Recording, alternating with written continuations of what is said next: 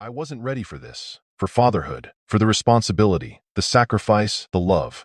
I wasn't ready for the sleepless nights, or the endless chores, or the way my heart would ache when they were hurt. I wasn't ready for the doubt, the fear, the days when I wondered if I was even cut out for this. But here's the thing. I'm glad I didn't have a choice, because if I had, I might have run. I might have missed out on the greatest love of my life. I remember the first time I held my son. I remember looking down at his tiny face, his little hands, and thinking, I'm not ready for this.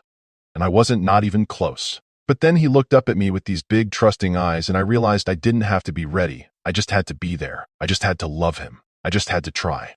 And yeah, there were days when it was hard, days when I felt like I was failing, like I wasn't enough, like I didn't know what I was doing. But then I'd look at my kids, and I'd see the love in their eyes, and I'd remember this is why I'm here. This is the life I'm meant to live. This is the love I'm meant to give. And I know there are dads out there who feel the same way, who feel like they weren't ready for this, who feel like they're in over their heads, who feel like they're barely keeping it together.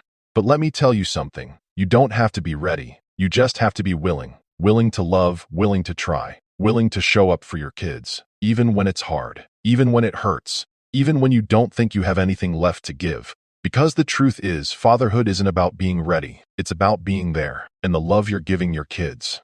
That's the greatest gift you could ever give.